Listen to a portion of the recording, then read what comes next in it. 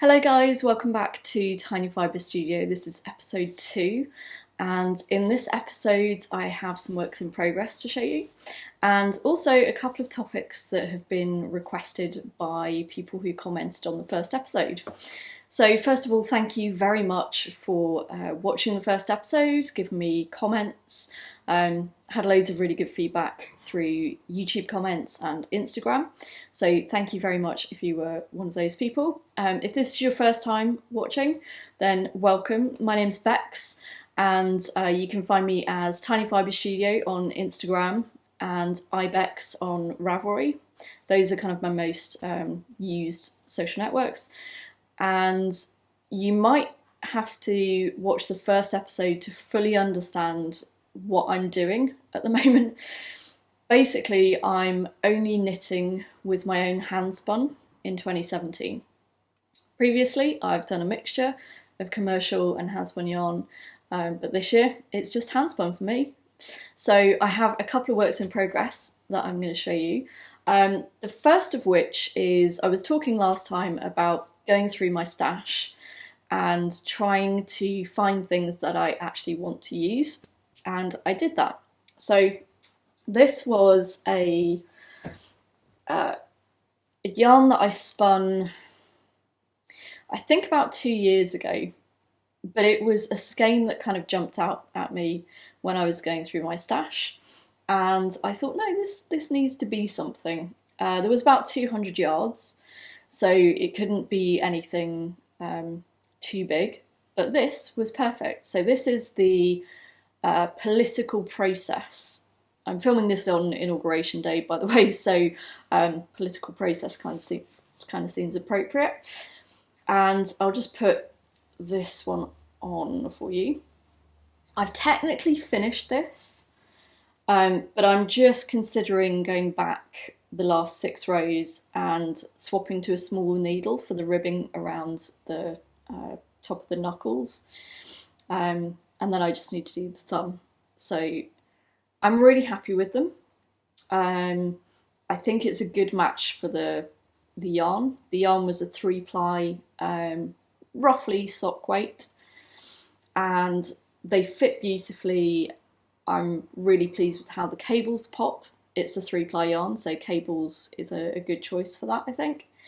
And yeah, I've pretty much cast those on and finished them since the last time I saw you. I cast these on Wednesday, I think, and it's now Friday of the next week. So that's not too bad. I'm quite happy with those. So that is 1 skein of yarn actually done, and my first Handspun 17 project.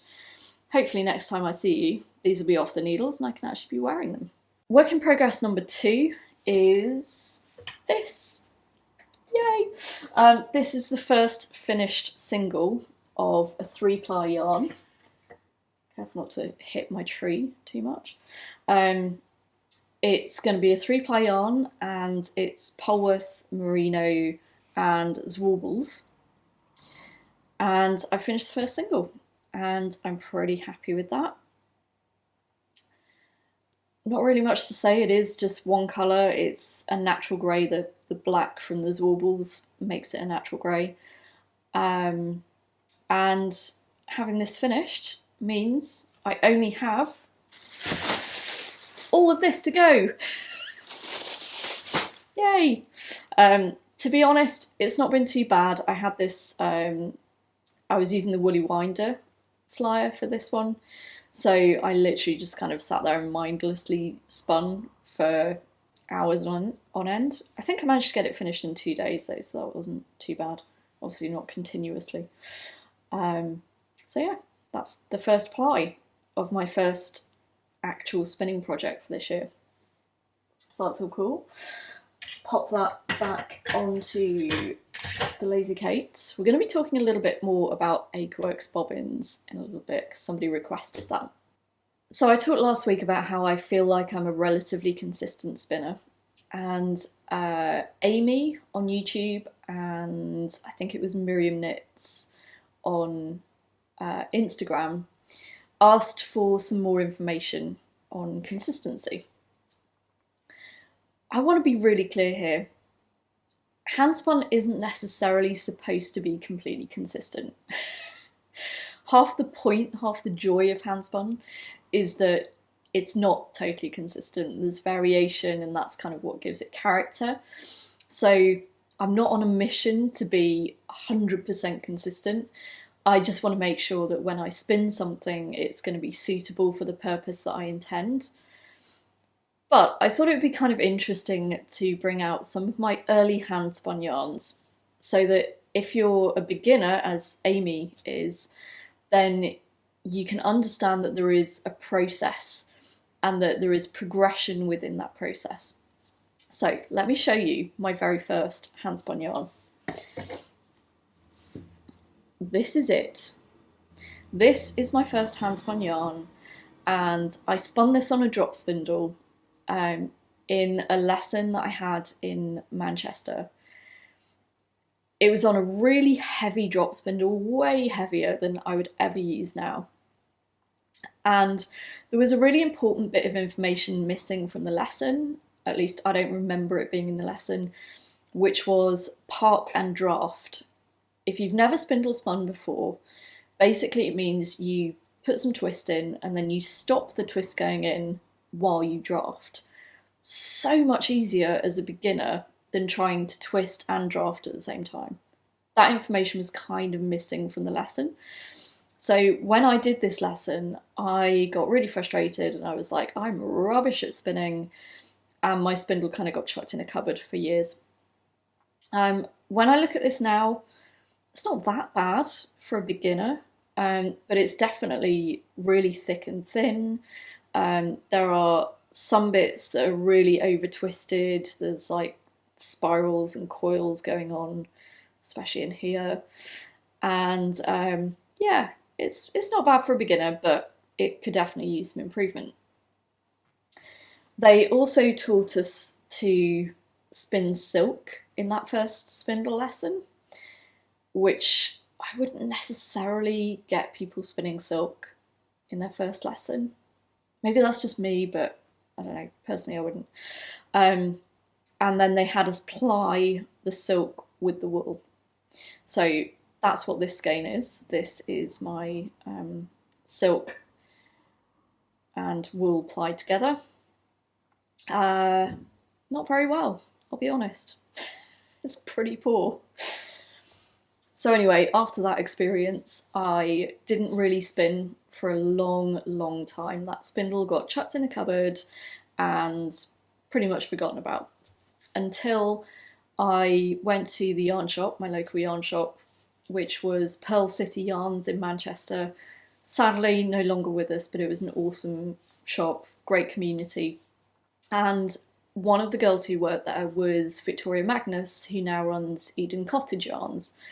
And she used to spin on a Sunday morning. They had like a knitting and spinning group, and she would just sit there and spin. If there weren't any customers who needed help at that time, she'd sit there and spin.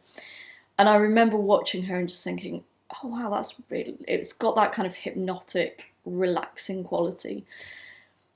And I got home and I thought, right, I'm going to give this whole spindle thing another go.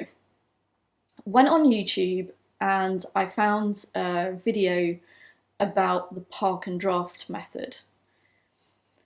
And suddenly, you know, light bulb goes on, it all clicks into place, and you go, oh, wait a second, I don't have to try and keep up with the twist going in. I can just stop the twist going in and then I can draft. Brilliant, brilliant idea.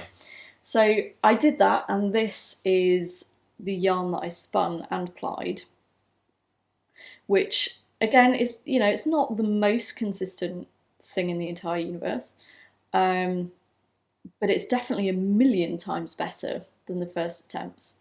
So we like that one a little bit better. So that's progression. You know, you're going from, I know one's a single and one's plied, but you're going from incredibly thick and thin, too much twist, too little twist, to something that's relatively consistent compared to this. So I had the spindle, I was kind of playing around with the spindle for a while. I then ordered one other spindle from Ian of IST Crafts. At some point I'll take you through the different spindles. While that was on order and I was waiting for it to arrive, I also bought an Ashford Joy, and this was my first wheel spun yarn. And you can see how, again, there are some really thick bits. There are also some insanely thin sections. Like, I have no idea how you go from a really thick section like that to a really thin section, but that's just because you're a beginner and you're learning and your hands are learning. There's also some really loosely spun sections as well. Again, you know, not terrible, but just could use some work, really. What's really interesting though is that this is my second wheel spun, and although it's very bulky, I think I can start to see more consistency in this than I could see in the first wheel spun. So even just in the process of making 2 skeins of yarn, I'm seeing a change, I'm seeing progression in my spinning. And I was actually, I had this caked up and I wanted to put it into a skein so that I could show the differences between the yarns. And I couldn't remember if this was my first or my second, but I could just tell by looking at them. As I was winding it, I was thinking, oh, you know, this is definitely more consistent than the first one. So, moral of the story is, if you are a beginner, just keep practicing.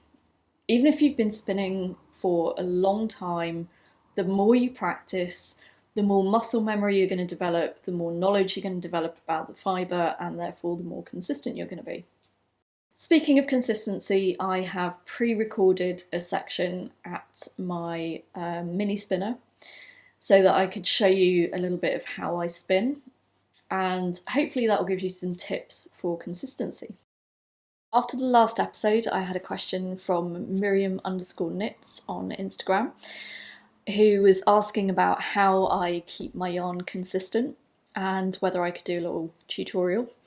So I'm going to do a little mini tutorial, but there is one thing that I really highly recommend that you do, which is to take a look at the Craftsy Class called Drafting from Worsted to Woolen. It's by Jacey Boggs-Faulkner, who's the editor of Ply magazine, and it literally takes you through the whole range of different drafts from worsted, funnily enough, to woolen, surprise, surprise. And there are loads of tips in there that will help you be really consistent. One of my favourites, and one of the things that I think I do that makes my yarn consistent, is just keeping a really close eye on how far your fingers pinch into the fibre supply and how far you pull that fibre out. So as I spin, you should notice that my fingers move a consistent distance each time. So I'll pinch, pull forward, but each time I'm doing that, I'm only travelling roughly the same distance each time. If I get to any thin spots in the fibre, then I might pinch a little bit further in so that I'm pulling more fibre out. But generally you're going to see the same distance each time. So I'm going to start the wheel up. I'm using the miniSpinner with the woolly winder on it because I'm currently spinning through the first single of the Merino Polwarth Zwartbles mix that I talked about last time. I have something like 450 grams of that fibre to spin through. I do not want to be messing around with changing hooks every 5 minutes. It would drive me absolutely mental. So this is one of those situations where the woolly winder comes in really, really handy. So I'm going to start the wheel up, and you will be able to see that as I draft forwards, so pull forward, pinch, pull forward, pinch, pull forward. Each time I'm doing that pinch, I'm only ever pulling forward the same distance each time.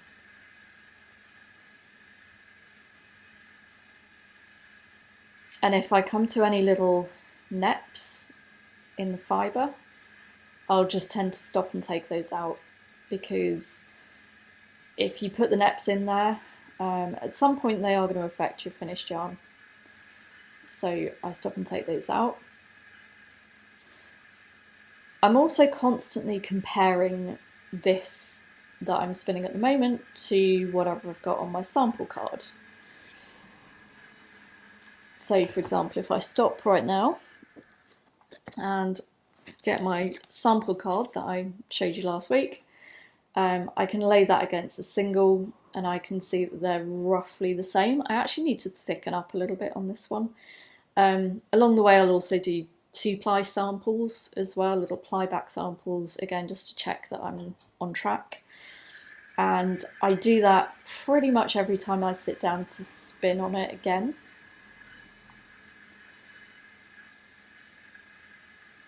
So to thicken it up, I'm just pinching a little bit further back into the fibre supply, and that will help to thicken it up. This fibre was a custom blend from World of Wool. They have this great thing on their website where you can go and play with lots of different fibres. I think they have like 8 slots that you can fill with different fibres, and then they will blend it for you and you can basically make whatever you want. So I asked them to blend this, I think it's 5 times is the maximum. So I asked them to blend it 5 times. It's because of that, there are a few little neps in there, but they're not too bad actually. There's a little one there, so I'm going to just stop and take that out. And then just carry on again.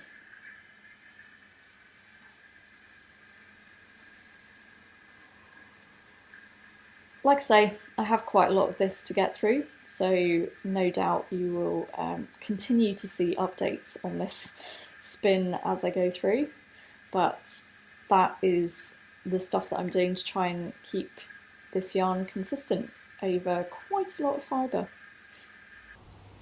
Hopefully that was useful. I have some other tips for consistency.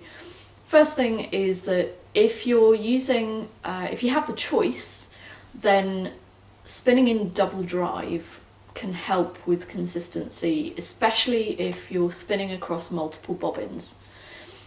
For example, I spun a couple of years ago, I think something like 2 kilograms of Shetland. And to keep them consistent, I spun in double drive on my matchless, and I spun all the singles first, or as many as I could, as many as I had bobbins for, and then I think I actually plied it on the sidekick so that I didn't have to change the settings on the matchless at all. That helped me to be consistent. If your wheel is Scotch tension, then you're probably going to find that as you continue to make yarn and as the bobbin continues to fill up, you might find that you have to adjust the Scotch tension a little bit. Just try to make sure that you're adjusting it so that you get the same amount of drawing in as you had previously. Don't over adjust it so that you're fighting against the wheel, because that will make your consistency go all over the place. And then the other thing for consistency is to try to make sure that the speed of your wheel doesn't change. In other words, if you're using an e-spinner, just make sure that the dial remains set to the correct position.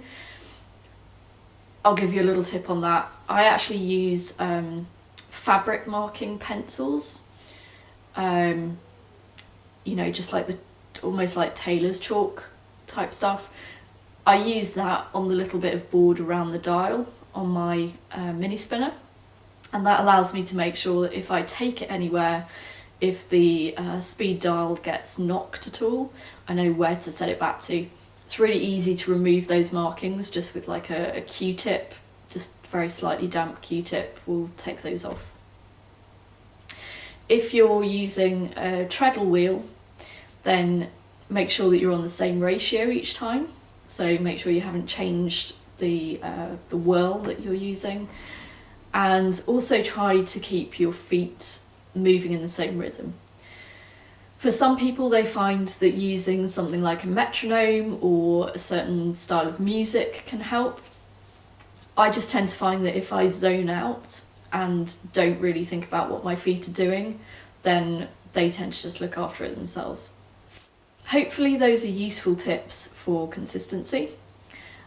Let me know if you have any other questions, but really it's just about practice. And I definitely recommend that Craftsy class that I mentioned in the little inset video. Drafting from worsted to woolen is a really, really good resource, so definitely go and check that one out. The other topic that was requested by, I think it was Carbon Soup on Instagram and Chrissy from the Snappy Stitches podcast, was Akerworks Bobbins, because I mentioned, obviously I use Akerworks Bobbins on my miniSpinner, and they wanted to know a little bit more about those. I'd come across Akerworks Bobbins at least 2 or 3 years ago when they were just all over Instagram. Every time you looked at the spinners of Instagram, hashtag or handspun or anything, all of these pretty bobbins would pop up. So I love them, I was very attracted to them. However, at the time I was using my shacked wheels, so I have a matchless and a sidekick. So between them they have 6 standard bobbins, and I had 2 high-speed bobbins as well. So I really didn't need any more bobbins, and it's not, any kind of bobbins are not cheap. So you kind of need to pick and choose, you know, what you get. When it came to buying the miniSpinner though, that's where things start to get a little bit different, because with the miniSpinner you get 1 bobbin with each flyer. I bought all 3 flyers, so I had 1 bobbin for the woolly winder, 1 for the standard and 1 for the lace. The standard and the lace ones that Hansencrafts make now do break down, so you can kind of pull them apart and store them flat. But I definitely wanted more than 1 bobbin for each flyer. Obviously, one of the really attractive things about them is they have different designs in them. I think it's really nice that you can kind of see through them and you can see your yarn building up. So, for example, in this one, it's just nice to kind of see how far through the bobbin you've got. It's quite a nice feature, I like that. Some designs are a little bit more open than others, so you may have your preference. I took a long time deciding colours. I ended up getting magenta, powder blue, marigold, and one of the greys. I'm still slightly confused as to whether it's cool grey or slate grey, but I've just ordered something that's in the opposite grey colour, so hopefully I'll be able to tell you soon which one it is. Aidan very kindly put a photo on Instagram of all the different colours that I'd asked about so that I could see and I could kind of make a decision, so that was awesome. Thank you, Aidan, I really appreciated that. I got 8 Akerworks bobbins, 4 lace and 4 woolly winder. Interesting thing to note is that certainly on the miniSpinner, the bobbins for the woolly winder will also fit the standard flyer. So in my case, I just needed to get the ones for the woolly winder and I can use those on standard flyer as well. It's worth checking out whether your wheel has the same situation. If it does, obviously just get the woolly winder ones and then you don't have to worry about getting the others. I just want to show you the difference that it makes. So this is a woolly winder bobbin for the Hansencrafts miniSpinner. This is an Akerworks bobbin of the same variety. It takes up a whole lot less space. It's a lot easier to store. I could probably store 4 or 5 in the same space as this. That's why I chose them. That's one of the reasons why I love them. I'm going to take this one and just show you a little bit about how they work. So they come packaged in a little mesh bag which I find really useful. Sometimes there can be a bit of a tight fit, especially with the woolly winder bobbins. You just pull out the core of the bobbin, take out each of the whorls,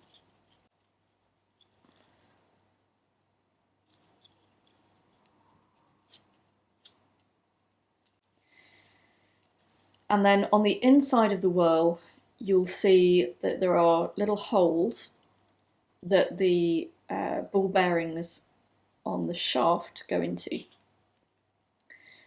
So if I just line those up and push it in, and do the same on the other end.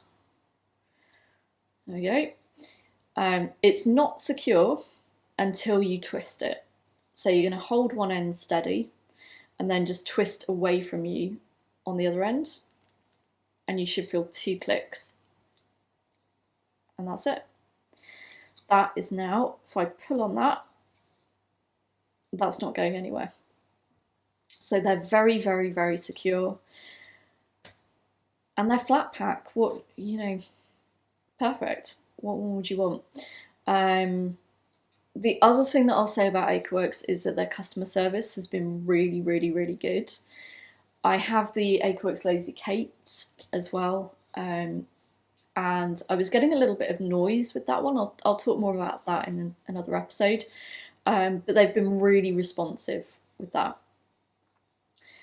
I also really like the fact that they're very open in their product development. So when they're thinking about making something new, Aidan will put a post on Ravelry and say, hey, this is what I'm thinking of doing. What do you guys think? You know, what's important to you? Then at some point in the development process, when he's made some sort of prototypes, he'll get those ready for testing. They'll normally open up a list on Ravelry, so you can just click a link, put your name in the hat to be one of the testers. And then the testers will all post in that thread on Ravelry. So you can actually go back through all the testers' threads and you can see exactly what everybody's written, which I really like because I just think it's really open and kind of honest. One thing it's probably worth keeping in mind is that Akerworks bobbins are definitely a lot lighter than the wooden or solid plastic equivalents. So if you're looking for consistency in your spinning, again, you may have to adjust your tension very differently for Akerworks bobbins than you would for wooden or solid plastic ones. So I like that. I like their customer service. I love the bobbins. They're not only pretty, but they are really functional, and they're just the space saving. For me, the space saving element is what it's all about. The technology that allows this to happen is 3D printing. So the whorl and also the section that it directly attaches to, those are 3D printed, and the 3D printing process allows them to make lots of different variations. So much so that you couldn't possibly produce that many combinations as inventory. So it means that when you place an order with them, your order is basically made for you. So when you look on the website, you'll see there's normally a section that says that they're currently shipping within X number of days or weeks following your order. When you place an order, you'll normally get a confirmation email which tells you how long they're estimating it's going to be before your order actually ships out. So they'll actually give you a date. So yeah, they are flat pack bobbins, easy to store, customizable, loads of different colour and design options. They're very functional, they work perfectly well. The customer service is really good, so if you have any problems with them at all, you can just get in touch with Aidan or one of his team and he will help you out with troubleshooting or whatever needs to happen. I love them. I love the Akerworks bobbins, and I would definitely make the decision again to buy all those bobbins for my spinning wheel. If there's anything else that you need to know about Akerworks Bobbins, just leave me a comment and I will let you know. That's it for another episode of Tiny Fibre Studio, so thank you very much for watching. In between now and the next episode, you can find me as Tiny Fibre Studio on Instagram, as Becks on Ravelry, and there's also a Tiny Fibre Studio group on Ravelry as well. Thank you very much for watching. I hope you found it useful, and I will see you next time.